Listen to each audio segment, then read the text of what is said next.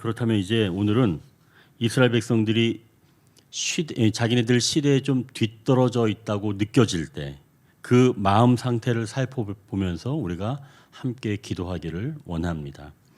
이스라엘 백성들이 시대에 뒤떨어졌다고 느껴질 때 그 마음 상태를 살펴보면서 우리가 함께 기도 제목을 찾는 거죠. 자, 첫 번째, 내가 원하는 것의 근본적인 원인을 살피라고 말씀합니다. 내가 원하는 것의 근본적인 원인을 살피라고 말씀합니다. 우리가 새벽에 시편을 보면서 시인의 상황 그리고 그에 대한 반응은 굉장히 중요하다고 제가 말씀을 드렸죠. 근데 사실은 상황보다 반응이 더 중요합니다. 오늘 본문의 상황은 1절부터 3절까지인데요. 과거 엘리의 때와 좀 비슷해 보입니다. 그러나 분명히 다른 것도 있어요. 한번 1절부터 3절까지 보면 사무엘이 늙음에 그의 아들들을 이스라엘 사사로 삼으니 장자의 이름은 요엘이요 차자의 이름은 아비야라. 그들이 부엘사바에서 사사가 되니라. 그의 아들들이 자기 아버지의 행위를 따르지 아니하고 이익을 따라 뇌물을 받고 판결을 굽게 하니라. 여기서 지금 이 내용이 먼저 있던 엘리 제사장과 그 아들 홈리와 비냐스의 그 상황과 유사해 보이지만 분명히 다른 것도 있다는 겁니다. 이게 어떤 것이 다르냐? 지금 이 사무엘의 영적인 상태는 엘리와 같지는 않다는 거예요. 엘리는 그때 어떻게 표현했죠? 눈이 어두웠다라고 표현을 했습니다. 그런데 지금 이 사무엘에게는 그런 표현이 없어요. 그냥 늙었다라고 이야기를 하는 거죠. 그리고 또 한 가지 본다면 지금 이 아들들이 어디에서 지금 사사가 돼 있다 그러죠? 2절 한번 보십시오. 그들이 부엘세바에서 사사가 되니라 이렇게 이해합니다. 부엘세바는 이때 당시에 이스라엘의 가장 최남단에 있는 곳이에요. 중요하지 않은 도시입니다. 물론 그렇다고 중요하지 않은 도시에서 사사가 되었다고 해서 그 직이 뭐 가볍다 이걸 이야기하는 것은 아닙니다. 다만 중앙 성소에 있는 것에 비해서 중요도가 떨어진다. 그렇다면 이 아들들이 그 부엘세바에서 사사 활동을 하도록 허락을 한 것은 사사 견습생 정도로 볼 수가 있다는 얘기죠. 이들이 조금 더 익히고 그런 과정을 좀 지나서 본격적으로 할 수 있도록 그렇게 사무엘이 좀 만들어 놓은 것은 아닌가. 충분히 생각해 볼 수 있는 여지가 있다는 얘기죠. 그렇다면 이러한 조건을 봐서는 엘리 때와는 좀 다른 환경이라는 거죠. 자, 그러면 여기에서는 사실 이제 우리가 볼 때 그래도 사무엘이 좀 영적으로는 깨어 있을 수 있다라고 판단했는데 장로들은 이때 지금 사무엘에게 찾아가서 두 가지 이유를 들어서 아까 얘기했던 것처럼 한 가지 요구 조건을 말하고 있는 거죠. 그런데 사실은 여기서 한 가지 상황이 빠져 있었습니다. 아까 얘기했던 것 중에서 분명히 여기서는 다른 한 가지 상황이 하나 더 있는 거예요. 사무엘과 그의 아들들의 모습이 나오지만 그 모습을 보고 장로들이 한 행동이 있습니다. 그것을 우리가 좀 살펴보는 게 필요하다는 얘기죠. 5절 하반절을 다시 한번 보십시오. 5절 하반절 보니까 모든 나라와 같이 우리에게 왕을 세워 우리를 다스리게 하소서 한지라. 장로들이 모든 나라와 같이라고 지금 이야기를 하는 겁니다. 그러니까 다른 주변 나라들은 신정 통치가 아니라 왕정 통치를 하고 있다라고 하는 것들을 이야기하고 있는 거예요. 장로들이. 그럼 이 얘기는 뭐예요? 다른 나라들이 어떤 통치 스타일로 하고 있는지 어떻게 하고 있는지에 대해서 면밀하게 조사를 해봤다는 얘기죠.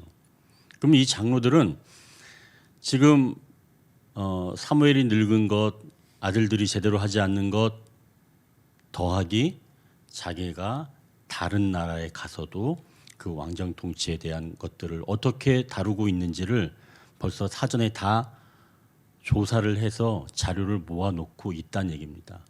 그걸 가지고 토대를 가지고 지금 이 사무엘에게 이야기를 하는 거죠. 그러면 그때 어떤 마음이 들을까요? 왜 우리는 이렇게 시대에 뒤떨어진 이런 통치 구조, 통치 스타일을 우리는 유지하고 있을까? 이러한 것에서 문제점을 찾기 시작을 했다는 겁니다. 이 장로들이 말이죠. 이스라엘 백성들이 말이죠. 자, 그러면 지금 이스라엘 백성들, 장로들은 이렇게 정국이 불안해지게 된 그런 원인이 통치 스타일에 있다라고 생각을 했던 것인데, 그러면 하나님은 어떻게 보실까요? 이들의 이 내리는 판단을. 자, 그러면 하나님은 어떤 원인인지 7절 한번 보십시오. 보니까 아까도 읽었지만 하나님은 사무엘에게 이는 그들이 너를 버림이 아니요 나를 버려 자기들의 왕이 되지 못하게 함이니라 말씀하십니다. 하나님을 버리고 싶은 마음이 원인이었던 거예요.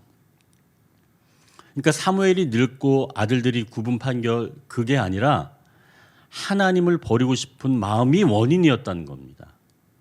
그것은 그냥 동기에 불과한 거고 이게 원인이었다는 얘기예요. 그러니까 결국은 내가 좀 주도적인 상황을 가지고 이끌어가고 싶은 그런 마음이 장로들, 이스라엘 백성들에게 있었다는 거죠. 매번 어려운 상황을 만나 해결해 달라는 그런 기도하는 이런 것들이 이제는 싫어진 겁니다. 늘 같은 기도 제목으로 기도하는 것이 싫어졌고 이제는 거기에서 완전히 좀 벗어나서 내가 좀 이제는 그런 걱정하지 않고 살고 싶다라고 하는 그런 마음들이 반영돼 있다는 거죠. 보니까 다른 나라들 보니까 그런 기도 안 해도 얼마든지 잘 살고 있는 거죠. 그렇게 보이는 겁니다. 오히려 그들의 삶이 더 멋지게 보이기 시작을 한 거죠. 내가 믿는 종교, 이 종교가 이제는 시대에 뒤떨어지게 보이기 시작했다는 그런 말씀입니다. 왜 이렇게 생각하게 되었을까요? 이스라엘 백성들이. 원인은 하나님 버리고 싶은 건 맞는데 왜 이렇게 생각하게 되었을까요? 어느 집사님이 어렵게 살다가 이제 기도하면서 새로 개발한 제품이 이제 히트를 치게 된 겁니다. 그러니까 사업이 잘 되기 시작을 한 거예요. 그래서 그동안 많이 빚을 졌었는데 돈이 많이 들어오면서 빚을 갚기 시작했습니다. 그리고 이제 드디어 돈을 모으기 시작을 했죠. 너무 기뻤습니다. 하나님께서 나에게 이렇게 기도에 응답을 주셨다. 그리고 열심히 이제 돈을 모았죠. 통장에 이제 막 돈이 쌓이기 시작을 했습니다. 그런데 통장 잔액이 늘어나니까 이 돈을 불리고 싶은 생각이 더 나기 시작을 하는 거죠. 그때부터 다른 사람들이 이 자산을 어떻게 늘리는지 살펴보니까 자기가 가지고 있는 그런 돈의 액수로도 얼마든지 수익을 내고 있는 사람들이 있었던 겁니다. 그 즈음부터 히트치고 있었던 자기의 그 제품이 서서히 기울어지기 시작을 하고 그러자 이제 이 집사님이 마음이 불안해지기 시작을 한 거예요. 그래서 가진 돈으로 더 많은 이자를 좀 이자 수익을 내야 되겠다. 그래서 여러 가지 그런 세상적인 방법을 찾기 시작을 했습니다. 이 집사님 원한 건 물질적인 안정이었죠. 지금까지 모든 것을 이렇게 다 갚고 모으기 시작을 했는데 이제는 이 모은 것을 잃어버리게 될까 봐 이제는 불안해지기 시작을 한 거죠. 여러분, 내가 가진 것이 없어서 하나님께 부르짖을 때는 위험하지는 않습니다. 그때는 위험한 때가 아니에요. 오히려 그때는 제가 보기에는 행복한 때입니다. 내가 아무것도 가진 게 없어서 하나님을 향해서 막 부르짖을 때. 그런데 정말 더 위험한 순간은 내가 더 많이 가지고 있을 때, 그래서 그것을 계속 유지하고 싶을 때, 그때가 바로 사실은 더 위험한 순간이라는 거죠. 그때 사실은 마음이 좀 영적인 감각들이 느슨해지고 긴장이 풀어집니다. 위기는 그때 오는 거죠. 내가 무언가 가지고 있을 때 말입니다. 내가 무언가 그래서 원할 때 내가 그것을 왜 원하고 있는지 찬찬히 살펴야 한다는 것이죠. 내가 원하는 것을 내가 이것을 왜 원하고 있지? 라고 찬찬히 살피는 그런 시간이 꼭 있어야 합니다. 그러한 성도님들 되시길 소망합니다. 내가 원하는 것이 왜 내가 이것을 원하고 있는지 여러분 잘 생각해야 합니다. 그 안에서 답이 있거든요. 그리고 혹시나 내가 원하는 이것이 하나님을 제쳐두고 내가 이것을 좀 주도권을 가지고 움직이고 싶은 마음이 발견된다면 그때는 그것을 포기할 줄 아는 용기도 달라고 한번 기도해 보십시오. 그런 기도는 참 정말 아름다운 기도이겠죠. 하나님은 그러면 하나님은 지금 안정적으로 살려고 하는 그런 마음이 있어서 내가 그런 안정적인 것들을 찾는 것인데 그러면 하나님은 우리가 불안정하게 사는 것을 원하시나요? 그렇지 않습니다. 하나님도 우리가 안정적으로 살기를 원하시죠. 하나님은 그런 분 아니에요. 그럼 어떤 안정인가? 진정한 안정. 하나님 안에서의 안정을 원하시는 겁니다. 다른 곳에서는 안정이 없는 거죠. 내가 잔액 때문에 이만큼 잔액이 있으면 안정감을 얻을 수 있다? 그건 거짓말인 건 다 알고 있죠. 그런 안정은 없습니다. 그거는 순간에 잠깐 만족은 될지 몰라도 참된 기쁨을 얻지는 못하죠. 그러니 하나님 안에서 안정을 찾는 겁니다. 그래서 다시 한번 말씀드리자면 내가 무언가 원할 때 내가 그것을 왜 원하고 있는지 찬찬히 살펴보시는 저와 여러분 되시길 소망합니다. 자, 이제 두 번째, 내 계획이 이루어졌다고 해서 하나님이 기뻐하시는 것은 아닙니다. 내 계획이 이루어졌다고 해서 하나님이 기뻐하시는 것은 아니라는 거죠. 자, 9절을 한번 보십시오. 그러므로 그들의 말을 듣되 하나님께서 사무엘에게 장로들의 이야기를 들어주라 이렇게 지금 말씀하는 겁니다. 이 말씀은 백성들이 주장한 그런 왕정 제도가 옳다는 거예요? 그렇지 않아요. 옳지 않습니다. 하나님은 이스라엘 백성들이 하나님을 버리는 행위라고 보신 거죠. 그런데도 하나님은 그들의 요구를 들어주시는 겁니다. 장로들이 자신들의 주장대로 되었다고 하더라도 그게 하나님께서 기뻐하는 일은 아닌 거죠. 어느 자매가 결혼한다고 남자친구를 데리고 왔습니다. 이 부모는 그동안 말도 없었는데 갑자기 이 남자랑 결혼하겠다고 이렇게 얘기하니까 너무 당황스러운 거죠. 그래도 이제 딸이 남자를 데리고 왔으니까 한번 만나봐야 되겠다 이제 하고 그 남자를 만났습니다. 근데 만나보니까 정말 마음에 안 드는 거예요. 그 남자가. 평소 딸의 행동도 사실은 부모에게 신뢰를 주지 못했는데 이 데리고 온 남자도 정말 별로였습니다. 그래서 부모가 말했죠. 딸한테 딸아 결혼은 그렇게 성급하게 서두를 필요는 없단다. 조금 더 만나보고 천천히 결정해도 늦지 않아. 이렇게 타일렀는데 딸은 아니라는 겁니다. 만약 이 남자랑 결혼을 못하게 되면 자기는 나가 살 거고 그때 자기의 삶에 대해서 타치하지 말라. 이렇게 말하는 겁니다. 부모는 하는 수 없이 결혼을 승낙했습니다. 자, 그럼 그 딸은 자기 뜻대로 이루어졌다고 해서 부모가 기뻐하는 일일까요? 아니겠죠. 부모가 기뻐하는 일은 아니라는 거죠. 성경에서도 이런 이야기가 있죠. 하나님께서 아수르에 있는 그 니누웨라고 하는 그런 성읍에 하나님께서 그 영혼들을 긍휼히 여기셔서 요나를 보내기로 작정을 하셨습니다. 그러나 이 요나는 아수르가 이스라엘에게 한 그런 행위를 봐서 그들을 살려내고 싶은 마음이 추호도 없었죠. 그래서 하나님께서 가라고 하는 그런 니느웨와는 전혀 다른 방향으로 이제 하나님 얼굴을 피할 생각을 하고 있습니다. 그래서 도망가는 중에 마침 다른 쪽에 가는 배, 그것을 만난 겁니다. 자, 그럼 하나님께서 가라고 하는 곳과 전혀 다른 쪽으로 가려고 하는데 마침 그 배, 다시스로 가는 배를 만나게 되었다면, 그래서 그 배에 승선을 했다고 해서 이것이 하나님께서 기뻐하시는 그런 일일까요? 그러니까 내가 계획한 대로 일이 됐다고 해서 하나님께서 모두 기뻐하는 것은 아니라는 거죠. 이 요나도 그랬지만 하나님은 그것을 기쁘게 여기지는 않으신 겁니다. 그래서 여기서 내 뜻대로 이루어진 것에 대해서는 그러면 우리가 어떤 자세로 우리가 임해야 할까요? 그것은 바로 겸손함을 유지하고 이 선택에 책임지는 자세로 임해야 합니다. 자, 그럼 이제 다시 본문으로 돌아와서 이스라엘 백성들이 원하는 것을 얻으려고 할 때 사무엘은 그러면 그들에게 어떻게 해줘야 할까요?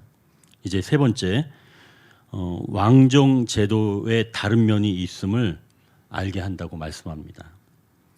왕정 제도에 다른 면이 있음을 알게 한다고 말씀합니다.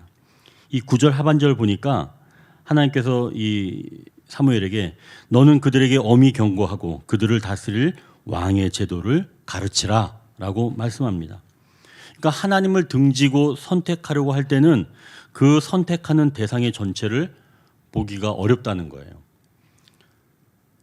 하나님을 등지고 선택을 하려고 할 때 선택하는 대상을 전체를 바라보기 어렵습니다.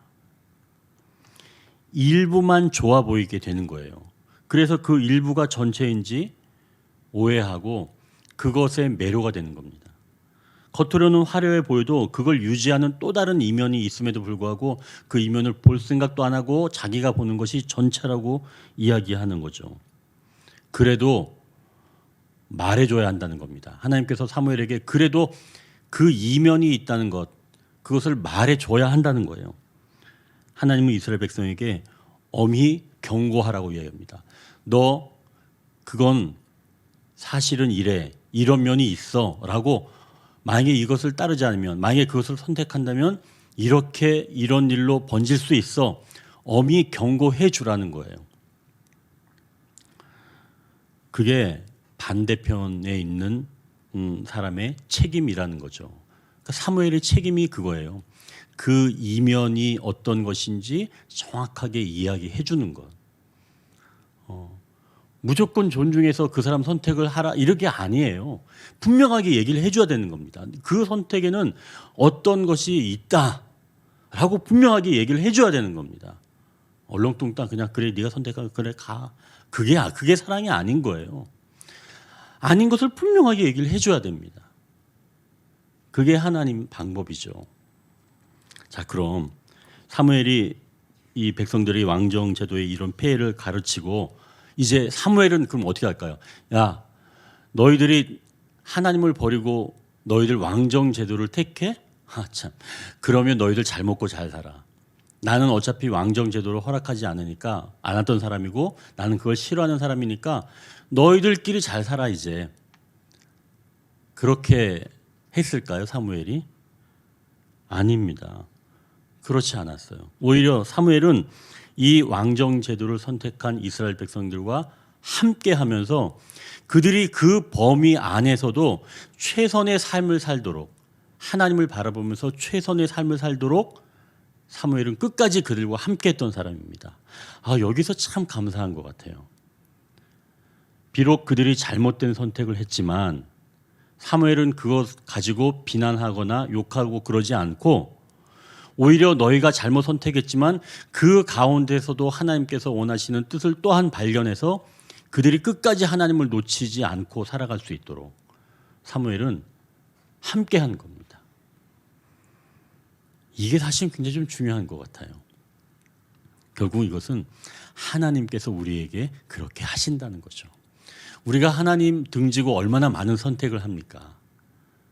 그러면 우리는 선택해서 살아보면 내가 그때 왜 이걸 이렇게 선택을 했지? 후회합니다. 그리고 하나님 죄송스럽게 생각하죠. 그러면 하나님은 그래 참 너 꼴 좋다. 이렇게 하시나요? 그렇지 않다는 거죠. 그 잘못된 선택을 통해서 뼈아픈 반성이 이루어지고 있는 그 상황에서 하나님은 함께 해주시면서 그 가운데서 새롭게 길을 열어가시는 분이 바로 하나님이라는 거죠. 딸이 남편을 잘못 선택해서 마음고생을 심하게 할 때 부모가 거봐, 네가 너 우리 말 듣지 않고 너 그렇게 하더니 결국은 이렇게 됐잖아. 이제는 네가 알아서 해라. 네 인생. 이렇게 하는 부모가 어디 있겠어요. 괜찮아. 다시 한번 시작해보자. 부모는 다 이렇게 하지 않겠어요? 하나님도 마찬가지라는 겁니다. 우리가 비록 하나님께서 기뻐하시지 않은 선택을 했을지라도 하나님은 그렇다고 해서 우리를 버리시는 것이 아니라 오히려 우리가 하나님을 향하여 다시 한번 우리의 잘못된 선택을 돌이키려고 할 때는 하나님은 언제든지 우리와 함께 하시고 그 잘못된 선택을 통해서도 하나님께서 가장 아름다운 것으로 다시 변화시켜 가신 줄 믿습니다. 하나님은 그것을 보여주시려고 하시는 것이죠. 결국 그래서 우리의 이 잘못된 선택 하나님께서 완전히 새롭게 변화시키시려고 이 대림절 기간 예수 그리스도가 오신 것 아닐까요? 그걸 통해서 하나님의 그 생명을 통해서 우리는 새로운 길을, 우리의 잘못된 선택이었지만 하나님은 새로운 생명을 우리에게 선물로 주신 것이죠. 그러니 여러분 기억하십시오. 비록 우리가 잘못된 선택으로 하나님을 등지고 살아왔지만 하나님은 언제든지 우리와 그 잘못된 선택 가운데서도 함께 하시면서 끝까지 그 가운데서도 최선의 것으로 만들어 가실 수 있고 만들어 가신다는 사실입니다. 이제 우리가 이 본문을 통해서 세 가지를 다시 한번 정리합니다. 첫째로 내가 원하는 것의 근본적 원인을 살피라고 말씀합니다. 두 번째, 내 계획이 이루어졌다고 해서 하나님이 기뻐하시는 것은 아니라고 볼 수 있죠. 또한 다른 면이 항상 있다는 것을 알게 한다고 말씀합니다. 그리고 결론은 하나님께서 우리가 잘못된 그런 선택을 통해서도 하나님은 언제든지 우리가 돌이킬 수 있도록 함께 해주시고 끝까지 우리의 이 삶의 여정에 함께 하셔서 마침내 하나님께서 이루고자 하시는 것들을 나의 잘못된 선택을 통해서도 하나님은 이루어가실 수 있는 능력의 분, 사랑의 분이라는 것입니다. 그것을 신뢰하시고 우리가 오늘 함께 기도하기를 원합니다.